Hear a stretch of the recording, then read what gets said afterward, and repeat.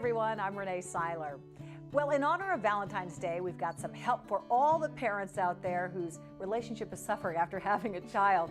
Oh, don't we know how that works? Joining us is the lifestyle mom, Dana Hilmer. And Dana wrote the book, Blindsided by a Diaper. Dana, hi. I love the title, by the way, Blindsided by a Diaper. It explains it, doesn't it? You're blindsided, you're caught off guard. You know, it's a surprise how things change once you have kids. And why is that? What happens exactly in the first year after you have a child? Well, you know, they say the first year after having a kid is the year that more divorces happen than any other year except for the first year of marriage. And I think a lot of it is people aren't prepared to change their life. They're not prepared to look at their life for what it is now and change it accordingly. It's almost like they're trying to plug their old life into their new one, and you need to kind of go with a whole new flow. Now, but does that mean, what if you had a healthy marriage going into it? I think when you have kids, it makes you more of what you were to begin with. So if you have a healthy marriage, healthy communication, you're patient with one another, that'll show up more when you have kids. If you don't have that, that's also going to show up more. Yeah. So it makes you more of who you are.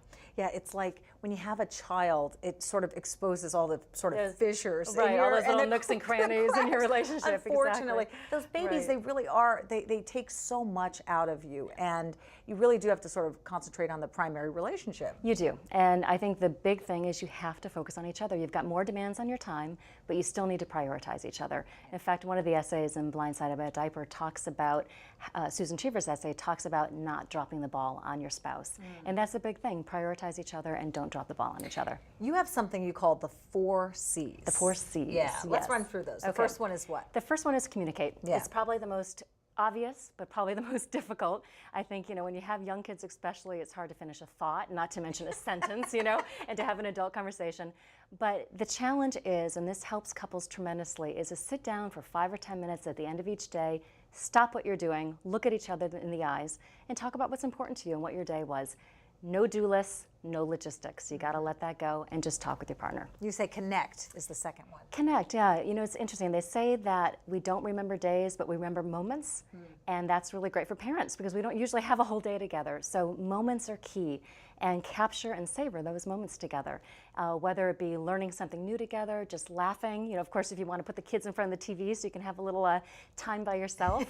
You know, yes, I know what you mean when you're saying that, because she does say. I don't know what's appropriate for TV. Well, because she did say at one point, you need to sort of have that connection and I think intimacy. The intimacy, and also I think a lot of what is so wonderful before you have kids is that spontaneity in your relationship, and you need to bring some spontaneity back. And so even if it's planned spontaneity, you know, plan that time alone in your room, or plan that time that you can sit down and share a cocktail together, but you need to have that. You also say create and celebrate. Create some plans that are the plans for your dreams together as a couple. So whether you're dreaming about, you know, taking sailing lessons together or buying a second home, you need to have dreams that you're working towards together, and also creating traditions.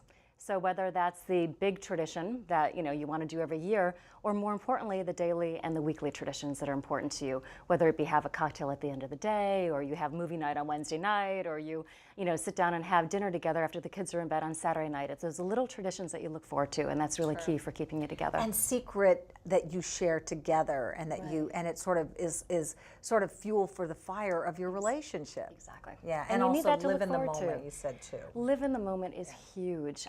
This time goes so fast, and I think, like I said in the beginning, a lot of people take their pre-kids life and try to plunk it into their post-kids life, and that doesn't work. Live in the moment, look at what you have.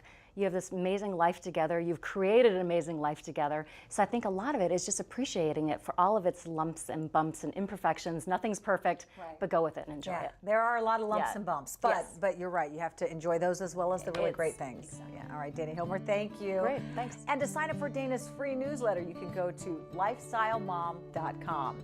And make sure you check out my new social networking site. It's called goodenoughmother.ning.com. We're having a lot of fun over there. Come join us.